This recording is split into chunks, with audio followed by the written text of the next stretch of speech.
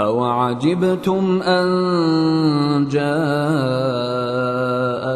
ذِكْرٌ مِّن رَّبِّكُمْ عَلَى رَجُلٍ مِّنكُمْ لِيُنذِرَكُمْ واذكروا إذ جعلكم خلفاء من بعد قوم نوح وزادكم في الخلق بسطة فاذكروا آلاء الله لعلكم تفلحون. Do you wonder that an exhortation should come to you from your Lord through a man from amongst yourselves, that he may warn you?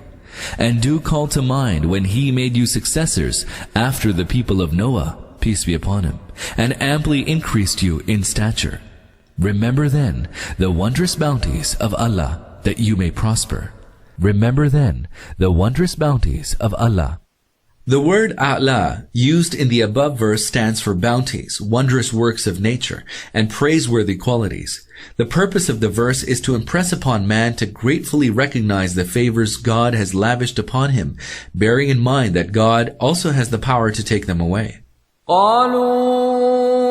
أجئتنا لنعبد الله وحده ونذر ما كان يعبد آباؤنا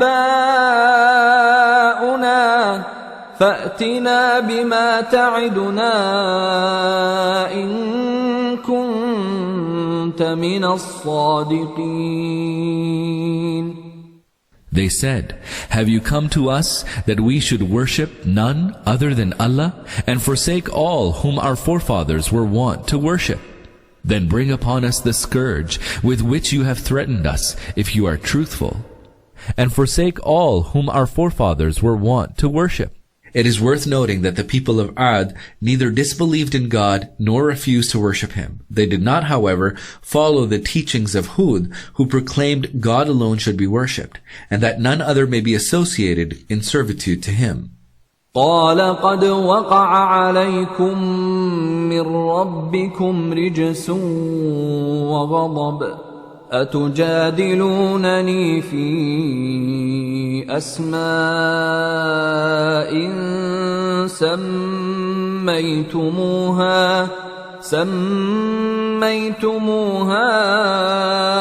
أنتم وآباؤكم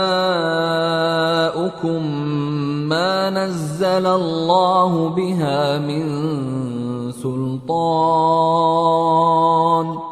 فانتظروا إني معكم من المنتظرين.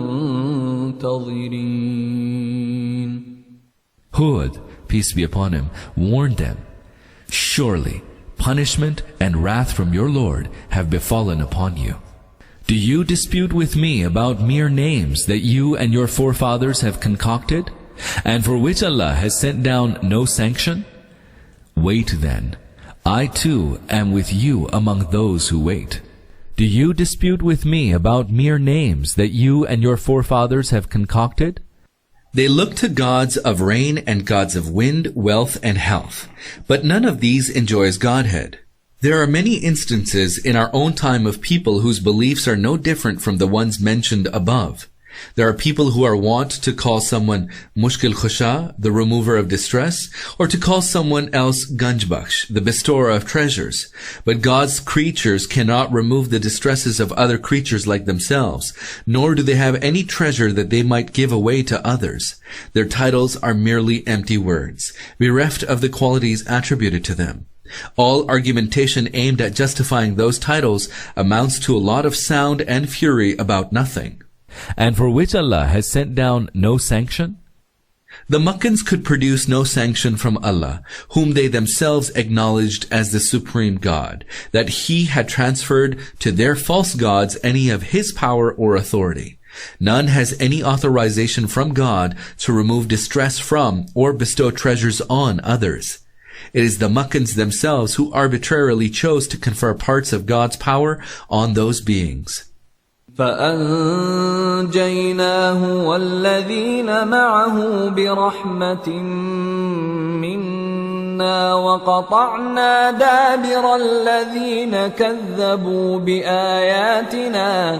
وقطعنا دابر الذين كذبوا بآياتنا وما كانوا مؤمنين. Then we delivered Hud, peace be upon him, and his companions by our mercy, and we utterly cut off the last remnant of those who called the lie to our signs and would not believe. To our signs and would not believe. The Quran informs us that God brought about the total extermination of the Ad, a fact born out of both Arabian historical traditions and recent archaeological discoveries. The Ad were so totally destroyed and their monuments so completely effaced that the Arab historians refer to them as one of the Baida, extinct people of Arabia. The Arab tradition also affirms that the only people belonging to the Ad who survived were the followers of the Prophet Hud, peace be upon him. These survivors are known as the second Ad, Ad Thaniya. The Hisn al-Ghurab inscriptions referred to earlier, note 51 above, are among the remaining monuments of these people. One inscription, which is generally considered to date from the 18th century before Christ, as deciphered by the experts, contains the following sentences. We have lived for a long time in this fort in full glory, free of all want. Our canals were always full to the brim with water. Our rulers were kings who were far removed from evil ideas, who dealt sternly with mischief makers, and governed us according to the law of Hud, peace be upon him. Their edicts were recorded in a book. We believed in miracles and resurrection. The above account fully corroborates the Quranic statement that it was only the companions of Hud, peace be upon him, who survived and inherited the glory and prosperity of the Ad. وإلى ثمود أخاهم صالحا قال يا قوم اعبدوا الله ما لكم من إله غيره قد جاءتكم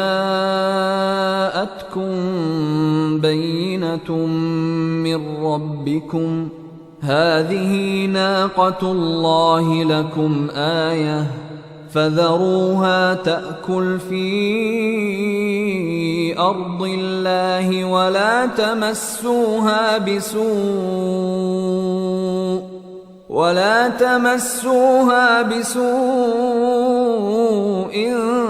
فيأخذكم عذاب أليم. And to Thamud we sent forth their brother Saleh, peace be upon him. He said to them, O my people, serve Allah. You have no other God than He. Truly, there has come to you a clear proof from your Lord. This she-camel from Allah is a divine portent for you. So leave her alone to pasture on Allah's earth, and touch her with no evil, lest a painful chastisement should seize you. And to Thamud we sent forth their brother Saleh, peace be upon him. The Thamud are another ancient Arab people, next only to the Ad in fame. Legends relating to them were quite popular in pre-Islamic Arabia. In fact, poetry and orations of the pre-Islamic Jahiliyyah period abound with references to them. They are also mentioned in the Assyrian inscriptions and in the Greek, Alexandrian, and Roman works of history and geography. Some descendants of the Thamud survived to a little before the birth of Jesus, peace be upon him.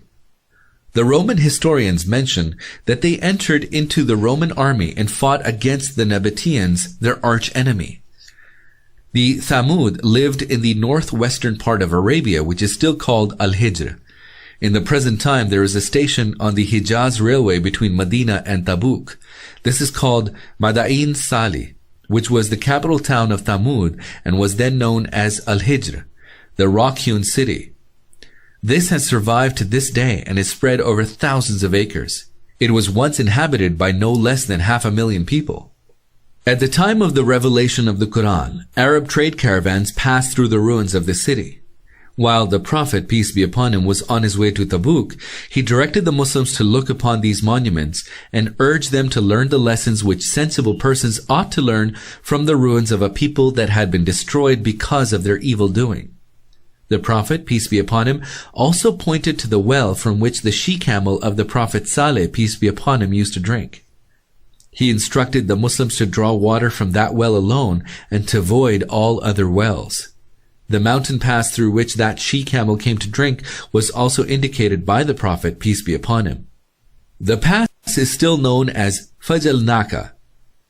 The Prophet, peace be upon him, then gathered all the Muslims who had been directed to look around that city of rocks and address them. He drew their attention to the tragic end of the Thamud, who by their evil ways had invited God's punishment upon themselves. The Prophet, peace be upon him, asked them to hastily move ahead, for the place was a grim reminder of God's severe punishment, and he hence called for reflection and repentance. This she-camel from Allah is a divine portent for you. The context seems to indicate that the clear proof referred to in the verse stands for the she-camel, which is also spoken of as a divine portent. In Al-Shu'ara 26:154-8, it is explicitly mentioned that the Thamud themselves had asked the Prophet Saleh, peace be upon him, to produce some sign which would support his claim to be God's messenger. Responding to it, Saleh, peace be upon him, pointed to the she-camel. This illustrates clearly that the appearance of the she-camel was a miracle. Similar miracles had been performed earlier by other prophets with a view to fulfilling the demand of the unbelievers, and thus of vindicating their claim to prophethood. The miraculous appearance of the she-camel reinforces the fact that Saleh, peace be upon him, had presented it as a divine portent, and warned his people of dire consequences if they harmed it. He explained to them that the she-camel would graze freely in their fields, that on alternate days she and other animals would drink water from their well. They were also warned that if they harmed the she-camel, they would be immediately seized by a terrible chastisement from God. Such statements could obviously only have been made about an animal which was known to be of a miraculous nature. The Thamud observed the she-camel graze freely in their fields, and she and the other camels drank water on alternate days from their well. The Thamud, though unhappy with the situation, endured this for quite some time. Later, however, after prolonged deliberations, they killed her. Such lengthy deliberations demonstrate that they were afraid to kill the she-camel. It is clear that the object of their fear was none other than the she-camel, as they had no reason to be afraid of Saleh, peace be upon him, who had no power to terrify them.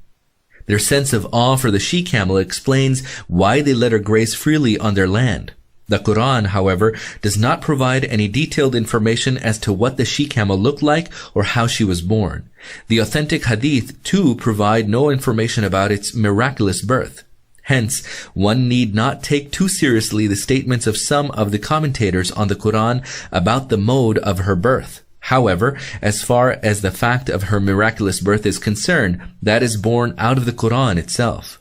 واذكروا إذ جعلكم خلفاء من بعد عاد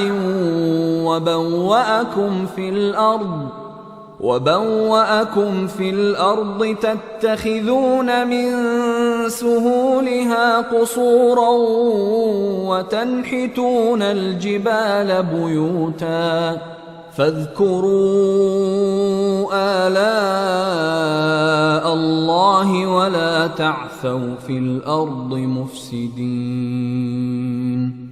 And call to mind when He made you successors after Ad, and gave you power in the earth, so that you took for yourselves palaces in its plains, and hewed out dwellings in the mountains.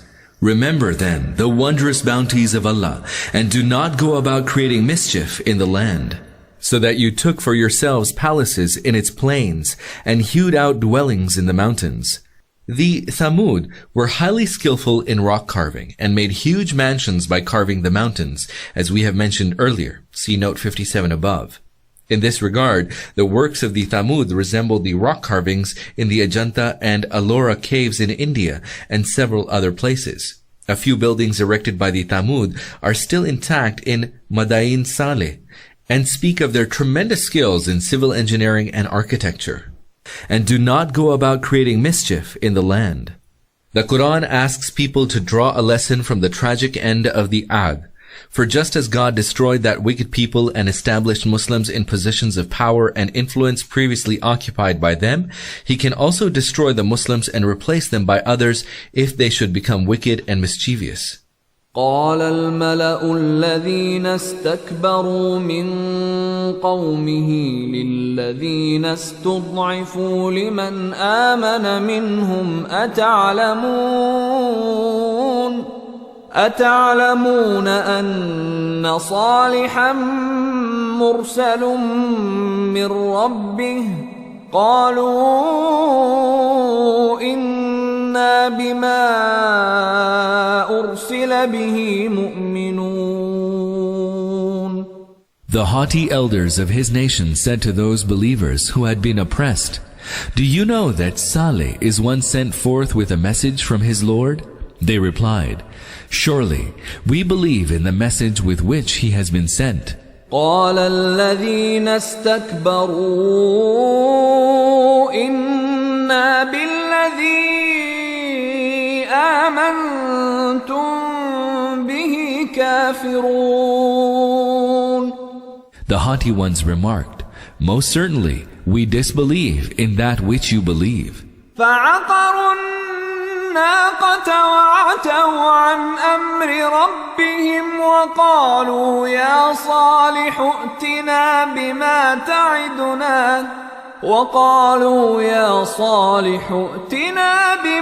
تعدنا إن كنت من المرسلين. Then they hamstrung the she-camel, disdainfully disobeyed the commandment of their Lord, and said, "O Saleh, peace be upon him, bring upon us the scourge with which you threatened us, if you are truly a messenger of Allah." Then they hamstrung the she-camel. Although the she-camel was killed by an individual, as we learn also from Surahs Al-Qamar 54 and Al-Shams 91, the whole nation was held guilty since it stood at the killer's back. Every sin which is committed with the approval and support of a nation is a national crime, even if it has been committed by one person. In fact, the Quran goes a step further and declares that a sin which is committed publicly in the midst of a gathering is considered to be the collective sin of the people who tolerate it. فأخذتهم الرجفة فأصبحوا في دارهم جاثمين.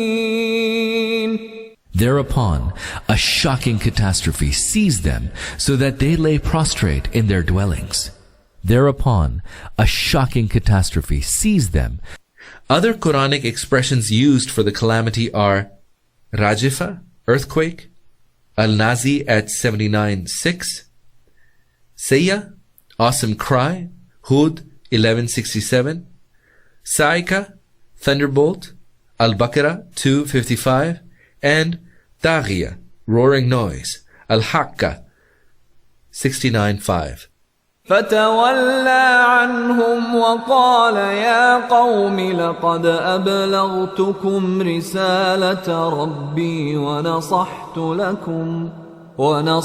لكم ولكن لا تحبون الناصحين. And Saleh, peace be upon him, left them, saying, "O my people, I conveyed to you the message of my Lord and gave you good advice, but you have no liking for your well-wishers." وَلُوطًا إِذْ قَالَ لِقَوْمِهِ أَتَأْتُونَ الْفَاحِشَةَ مَا سَبَقَكُمْ بِهَا مِنْ أَحَدٍ مِنَ الْعَالَمِينَ. And remember when we sent Lot, peace be upon him, as a messenger to his people, and he said to them, "Do you realize that you practice an indecency of which no other people in the world were guilty of before you?" And remember when we sent Lot, peace be upon him, as a messenger to his people, and he said to them, The land inhabited by the people of Lot, peace be upon him, which lies between Iraq and Palestine, is known as Transjordan. According to the Bible, its capital town was Sodom, which is situated either somewhere near the Dead Sea or presently lies submerged under it. Apart from Sodom, according to the Talmud, there were 4 other major cities, and the land lying between these cities was dotted with such greenery and orchards that the whole area looked like one big garden, enchanting any onlooker. However, the whole nation was destroyed, and today we can find no trace of it, so much so that it is difficult to even locate the main cities which they inhabited. If anything remains as a reminder of this nation, it is the Dead Sea, which is also called the Sea of Lot. Peace be upon him. The Prophet Lot, peace be upon him, who was a nephew of the Prophet Abraham, peace be upon him, accompanied his uncle as he moved away from Iraq. Lot, peace be upon him, journeyed to Syria, Palestine, and Egypt for a while, and gained practical experience of preaching his message. Later, God bestowed prophethood upon him and assigned to him the mission of reforming his misguided people. The people of Sodom have been referred to as the people of Lot, peace be upon him, presumably because Lot, peace be upon him, may have established matrimonial ties with those people. One of the many accusations recorded against Lot, peace be upon him, in the Bible, and the Bible had been tampered with extensively by the Jews, is that Lot, peace be upon him, migrated to Sodom after an argument with Abraham, peace be upon him. Genesis 13:10-12. The Quran refutes this baseless charge and affirms that Lot, peace be upon him, was designated by God to work as his messenger among his people. إنكم لتأتون الرجال شهوة من دون النساء بل أنتم قوم مسرفون. You approach men lustfully in place of women. You are a people who exceed all bounds. You are a people who exceed all bounds. The Quran refers elsewhere to the many evil deeds of the people of Lot. Here, the Quran confines itself to mentioning that the most ignominious of crimes which invited God's scourge upon them, the hideous act of sodomy, for which the people of Lot earned notoriety, has no doubt been committed by perverts in all times. The Greek philosophers had the distinction of glorifying it as a moral virtue. It was left, however, for the modern West to vigorously propagate sodomy, so much so that it was declared legal by the legislatures of a few countries. All this has been done in the face of the obvious fact that this form of sexual intercourse is patently unnatural. God created distinctions between the sexes of all living beings for the purposes of reproduction and perpetuation of the species. As far as the human species is concerned, their creation into 2 sexes is related to another end as well, that the two should come together in order to bring into existence the family and establish human civilization. In view of this, not only were human beings divided into 2 sexes, but each sex was made attractive to the other. The physical structure and psychological makeup of each sex was shaped in keeping with the purpose of forging bonds of mutual cordiality between the members of the 2 sexes. The sexual act, which is intensely pleasurable, is at once a factor leading to the fulfillment of nature's purposes, as underlined by the sexual division of humankind, as well as a reward for fulfilling these purposes. Now, the crime of the person who commits sodomy in flagrant opposition to this scheme of things is not limited to that act alone. In fact, he commits along with it a number of other crimes. First, he wages war against his own nature, against his inherent psychological predilection. This causes a major disorder which leads to highly negative effects on the lives of both the parties involved in that unnatural act, effects which are physical, psychological, as well as moral. Second, he acts dishonestly with nature. Since he derives sexual pleasure, he fails to fulfill the societal obligation of which this pleasure is a recompense. Third, such a person also acts dishonestly with human society. For although he avails himself of the advantages offered by various social institutions, when he has an opportunity to act, he uses his abilities in a manner which not only fails to serve that society, but which positively harms it. Apart from neglecting the obligations he owes to society, he renders himself incapable of serving the human race and his own family. He also produces effeminacy in at least one male and potentially pushes at least 2 females towards sexual corruption and moral depravity.